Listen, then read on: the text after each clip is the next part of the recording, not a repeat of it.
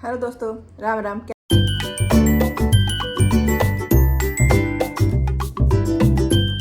कैसे आप सब लोग? उम्मीद करते हैं आप सब लोग खुश होंगे, स्वस्थ होंगे, जहाँ भी होंगे खूब सारे एंजॉय कर रहे होंगे। तो आज की जो रिएक्शन वीडियो है ना, कल मैं जो धुरंधर पे अक्षय खन्ना पे लेके आई थी, मतलब धुरंधर मूवी का सॉन्ग था जिसमें रहमान डकैत की एंट्री सॉन्ग बनाया था मैं। और मैंने कल भी बोला था कि अक्षय खन्ना ने बहुत गजब की एक्टिंग करी इस मूवी में। और जो वो था ना एनिमल में, वो भी देवल जो ऐसा बोल रहे कि लॉर्ड बॉबी लॉर्ड बॉबी, तो भाई ये लॉर्ड अक्षय हो गए इस मूवी में। मैं सच बता रही हूँ, बहुत गजब की एक्टिंग करी है यार। और इसी पे ही बहुत सारे लोग अक्षय खन्ना को लेकर वीडियो बना रहे हैं कि अक्षय खन्ना ने रणवीर को कवर कैसे कर दिया, अक्षय खन्ना ने सारे एक्टर को कैसे ढक दिया। और इसमें मैंने एक वीडियो देखी थी, ये है AK अनफिल्टर्ड की, how Akshay Khanna destroyed Bollywood star industry. तो देखते हैं इसमें क्या कहते हैं, मज़ा आने वाला है। मतलब इसमें भी मेरे को बड़ा अच्छा लग रहा है अक्षय खन्ना की आजकल जो तारीफ हो रही है ना, ये सुन के मुझे बहुत अच्छा लग रहा है यार। चलो ठीक है, बिना किसी देरी के भी स्टार्ट करते हैं, सुनते हैं, देखते हैं क्या कुछ नया होगा इसमें। स्टार्ट। हर अक्षय खन्ना की फिल्म के साथ होती है, कहानी तुम्हारी, चर्चे हमारे। यानी फिल्म किसी और की होती है, स्पॉटलाइट किसी और एक्टर के लिए होती है, प्रमोशंस किसी और के नाम पर चलते हैं, पर जब ऑडियंस थिएटर से बाहर निकलती है तो उनके जुबान पर एक ही नाम होता है, अक्षय खन्ना। यस, रणवीर सिंह पे भारी नहीं पड़े अक्षय खन्ना। अक्षय खन्ना पूरे इंडियन सिनेमा पे भारी पड़ गए। ये क्या बहुत बढ़िया एक्टिंग करी है। सारा बॉलीवुड एक तरफ और अक्षय खन्ना एक तरफ। धुरंधर देखने वाले हर एक आदमी की जुबान पर सिर्फ एक ही नाम है, Rahman, Baloch, Rakesh Bedi, Akshay Khanna and Sanjay Dutt fighting. Even मैं देख के आई हूँ और मेरी जान पहचान के जितने लोग भी देख के आए ना, सब सिर्फ अक्षय खन्ना की तारीफ कर रहे हैं यार, सिर्फ। और ये कोई नया पैटर्न नहीं है, पिछले कुछ सालों से लगातार ये हो रहा है और अब ये इतना कॉमन हो चुका है कि इसको इग्नोर करना मुश्किल है। चाहे वो सेक्शन 375 हो, दृश्यम 2 हो, छावा हो, या फिर अभी लेटेस्ट रिलीज धुरंधर हो, अक्षय खन्ना ने ना सिर्फ हर टाइप के रोल किए हैं बल्कि सारे के सारे रोल एज किए हैं। और सच कहूँ तो इसी कारण से पिछले कुछ सालों में अक्षय खन्ना का ग्राफ जिस तरीके से ऊपर गया है, वो देखकर एक सेटिस्फेक्शन मिलता है, क्योंकि अक्षय खन्ना हमेशा से एक अच्छे एक्टर थे, पर ये बंदा इतने सालों से अच्छी एक्टिंग करने के बावजूद हमेशा अंडररेटेड रहा है। आप इस बंदे की कोई भी पुरानी फिल्म उठाकर देख लो, हलचल, बॉर्डर, आप लौट चले या फिर दिल चाहता है, सब में इस बंदे ने शानदार एक्टिंग की है, लेकिन बावजूद इसके कभी वो स्टार लेवल इमेज नहीं बन पाई। लेकिन आज फाइनली वो रिकॉग्निशन मिल रहा है जो वो डिजर्व करता है। पर अब ये सवाल आता है कि ये शिफ्ट आखिर आया कैसे? आखिर कैसे जो इंसान इतनी अच्छी एक्टिंग के बावजूद हमेशा से इंडस्ट्री में गायब रहा, आज कैसे वो अचानक से पिछले कुछ एक सालों में इतना पॉपुलर हो गया है? और क्यों अक्षय खन्ना का ग्राफ हर साल दर साल ऊपर की तरफ जा रहा है? इसका जवाब बहुत सिंपल है, लेकिन इसको समझने के लिए हमें बॉलीवुड के पुराने बॉलीवुड मॉडल को समझना पड़ेगा। देखिए, बहुत से सालों तक ना हिंदी फिल्म इंडस्ट्री का एक ही फॉर्मूला चलता था, जिसका नाम बड़ा उसकी फिल्म बड़ी। हीरो सेंट्रिक इकोसिस्टम था, स्टार इमेज ही पूरी फिल्म का सेंटर होता था। आसान भाषा में कहे तो पहले बस स्टार के नाम पर फिल्म चला करती थी। भले ही स्टोरी लाइन कितनी ही वीक हो, स्टार बढ़ाए तो फिल्म चल जाएगी, लेकिन अगर मूवी कितनी भी अच्छी हो पर स्टार ना हो तो फिल्म चलना उतना ही मुश्किल हो जाता था। और ऐसे सिस्टम में एक्टिंग के नुआंसेस या फिर कैरेक्टर डेप्थ उतने इंपॉर्टेंट रह ही नहीं जाते थे। स्क्रीन पर जितना स्टार इमेज उतना ज्यादा इंपैक्ट माना जाता था। और यही सब रीजन भी है कि बॉलीवुड में टॉक्सिक PR कल्चर जो था वो इंट्रोड्यूस हो गया, क्योंकि एक्टर्स एक्टिंग से ज्यादा अपनी स्टार पावर को बनाने में इंटरेस्टेड रहते थे, चाहे वो खान हो, कपूर हो या फिर कोई और भी हो। और इसी दौरान अक्षय खन्ना ने भी फिल्मों में काम करना चालू किया था। वैसे देखा जाए तो उन्होंने हर जॉनर में काम किया है।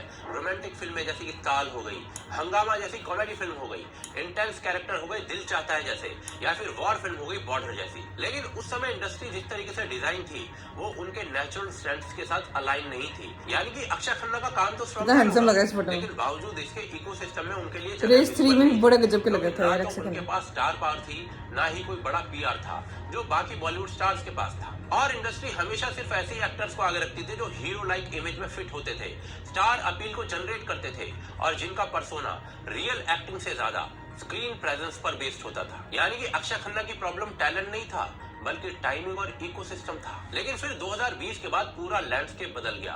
रीजन था कोविड ने सिर्फ थिएटर्स नहीं बंद किए थे, ऑडियंस की व्यूइंग हैबिट्स रीसेट कर दी थी। भारत के अंदर पहली बार लोग बड़े पैमाने पर ग्लोबल कंटेंट देखने लगे थे। Korean crime shows, Spanish thrillers, American court room dramas, British limited series और न सिर्फ इंटरनेशनल मीडिया बल्कि उन्होंने भारत के भी कई बेहतरीन कंटेंट को कंज्यूम किया जिसमें स्टोरी टेलिंग और एक्टिंग को प्रायोरिटी दी गई थी बजाय बड़े नाम के। और इसका रिजल्ट ये हो गया ऑडियंस को अच्छी एक्टिंग और बुरी एक्टिंग में डिफरेंस समझ में आने लग गया और लोग एक्चुअली उस अच्छी एक्टिंग को पसंद करने लग गए, जिसका रिजल्ट ये हो गया धीरे धीरे इंडियंस का एक मेजर चंक जो मूवीज को कंज्यूम करता है वो डाइवर्सिटी और मैच्योर कंटेंट को कंज्यूम करने लग गया। ओटीटी के कारण ऑडियंस का एक्सपोजर डिटेल ओरिएंटेड कंटेंट में बढ़ गया।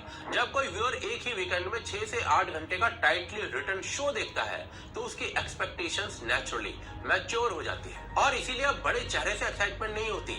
ऑडियंस देखना चाहती है कि स्टोरी टेलिंग क्या है, स्टोरी लाइन क्या है, एक्टर सीन में क्या वैल्यू ला रहा है, थीम क्या है। और बस इसीलिए स्टार पावर आज उस लेवल पर काम नहीं करती जैसे कोविड से पहले किया करती थी। हिंदी सिनेमा में पिछले कुछ सालों में एक बहुत बड़ा शिफ्ट आया है।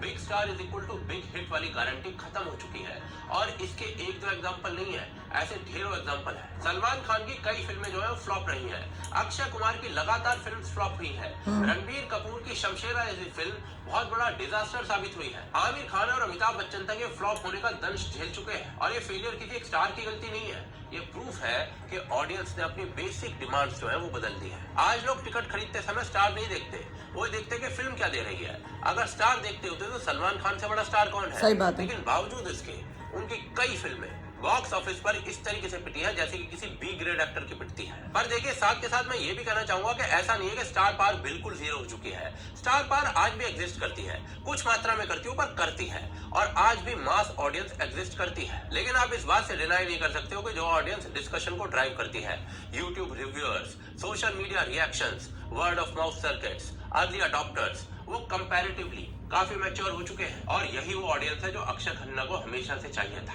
आज का सिनेमा डिमांड सिंपल है, कैरेक्टर क्लैरिटी हो, लॉजिकल बिहेवियर हो, सीन बेस्ड वेटेज हो और रियलिस्टिक परफॉर्मेंस हो। और अक्षय खन्ना इन पूरी चीजों में बहुत अच्छे से फिट हो जाते हैं और इसके मुझे 2 रीजन लगते हैं। पहला रीजन, वो एक्टिंग पर फोकस करते हैं और पब्लिक पर्सोना मेंटेन नहीं करते। ना ओवर एक्सपोजर, ना पीआर इंटरव्यूज, ना अननेसेसरी विजिबिलिटी। ना ही अक्षय खन्ना सोशल मीडिया पर मौजूद है।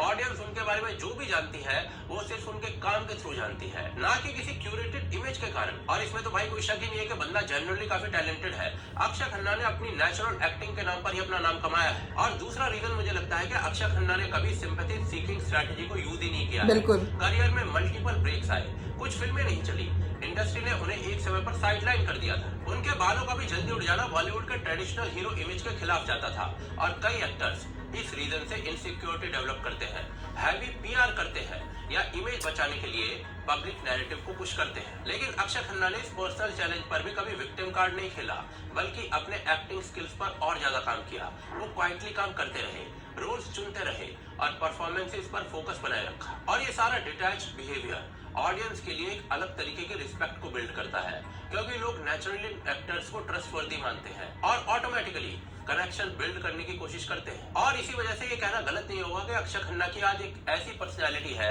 जहां ऑडियंस उन्हें मैन्युफैक्चर्ड स्टार नहीं मानती है बल्कि एक जेन्युइन एक्टर मानती है। तो देखिए लास्ट में बॉटम लाइन यही है कि अक्षय खन्ना का राइज सडन नहीं था, डिलेड था, लेकिन लॉजिकल था। इंडस्ट्री का मॉडल बदला, ऑडियंस का टेस्ट मैच्योर हुआ, ग्लोबल कंटेंट ने परफॉर्मेंस बेस्ड एक्टिंग को प्रायोरिटी दी, ओटीटी ने कंटेंट ड्रिवन अप्रोच को मेनस्ट्रीम बना दिया और जब इकोसिस्टम परफॉर्मेंस ओरिएंटेड हो गया तब नेचुरली अक्षय खन्ना जैसे एक्टर्स फ्रंट फुट पर आ गए। और इसीलिए आज जब कोई स्ट्रॉन्ग नैरेटिव फिल्म बनती है, मेकर्स ऑटोमेटिकली सोचते हैं कि इस रोल के लिए अक्षय खन्ना फिट बैठता है। और इसका सीधा सीधा रीजन है कि अक्षय खन्ना के पास जो एक्टिंग स्किल्स है वो आप किसी एक्टर की पीआर से नहीं खरीद सकते हैं। और दूसरी तरफ भाई स्टार पावर से ज्यादा फिर किसी बिग बजट की फिल्म से ज्यादा लोग अच्छी एक्टिंग को ऑलरेडी प्रेज करने लगे हैं। इसी कारण से तो आदि पुरुष, ब्रह्मास्त्र जैसी मूवीज वो कमाल नहीं दिखा पाई जो धुरंधर और उरी ने दिखाया है। और इसी वजह से आने वाले सालों में बॉलीवुड की फिल्में जो है वो एक्टिंग बेस्ड क्रेडिबिलिटी की ओर आगे बढ़ेंगी। और इस शिफ्ट के बढ़िया रिप्रेजेंटेटिव बहुत से लोग हैं जिनमें से अक्षय खन्ना एक है। सो देखिए अक्षय खन्ना का राइज सडन नहीं था, डिलेड था, लेकिन डिजर्व था। ऑडियंस इवॉल्व हुई, फाइनली उनको उनकी वैल्यू समझ आई और इसी वजह से आज ये जो ट्रेंड विजिबल है वो आने वाले सालों में और स्ट्रॉन्ग होगा। अक्षय खन्ना सिर्फ पॉपुलर नहीं होंगे, he will become one of the most important character driven actors in modern Hindi cinema. भाई बंदे ने एक एक बात बिल्कुल सही बोली, बिल्कुल परफेक्ट बोली है। आप मूवी के बनाने में इतना खर्चा लगा देते हो, इतनी बजट की मूवी होती है और वो धड़ाम से आके पिट जाती है, 400 करोड़ 500 करोड़ लगा देते हैं। क्योंकि लोग नहीं देखते यार, लोग नेचुरल एक्टिंग देखते हैं, लोग वो देखते कहानी क्या है मूवी हमें क्या दे रही है। अगर हम इतना टिकट लगा के पैसा लगा के अगर हम जा रहे हैं देखने के लिए, ये इंपॉर्टेंट चीज़ है। अब धर्मा प्रोडक्शन देख लो, धर्मा प्रोडक्शन कोई भी ऐसे स्पाई की कोई मूवी बनाता है, कोई पाकिस्तान पे कुछ भी देशभक्ति की मूवी बनाता है, उसमें सेक्सी सेक्सी कपड़े पहना देते हैं लड़कियों को और बिल्कुल ऐसे कहाँ होता है। अब जैसे धुरंधर में है वो यार खाना वेजिटेरियन से नॉन वेज खाना खा रहा है उधर, और स्टार्टिंग में एक सीन आता है और मतलब बहुत चेंजेस बिल्कुल रियल दिखाता है आदित्य धरने। मैं आदित्य धरना आज के दिन मेरा फेवरेट डायरेक्टर है, सच बता रही हूँ। मुझे ऐसी मूवी बहुत अच्छी लगती है, एक नेचुरल चीज़ों को लाता है और उनकी कास्टिंग भी इतनी गजब की होती है, बहुत बढ़िया। हर एक चीज़ इतनी बढ़िया थी धुरंधर मूवी में, उरी में भी इतनी बढ़िया थी। ऑल्दो ये फिल्म है ना इतनी हाई बजट की नहीं होगी 500-600 करोड़ के, लेकिन ये मूवी बहुत गजब का काम कर रही है। क्योंकि लोगों को क्या चाहिए, लोगों को ये चाहिए कि मूवी हमें क्या दे रही है भाई, वो मायने रखता है। अगर हम पैसा लगा के जा रहे हैं तो हमें मज़ा आ रहा है कि नहीं आ रहा है वो देखते हैं। तो एक एक बात बहुत सही बोली भाई। और तो चलो ठीक है, मुझे रिएक्शन बना के बहुत बहुत मजा आया। अगर आप लोगों को मेरे रिएक्शन अच्छा लगा, मेरे चैनल को सब्सक्राइब करना, मेरे वीडियो को लाइक करना और ढेर ढेर सारा प्यार देना। Bye bye, Ram Ram.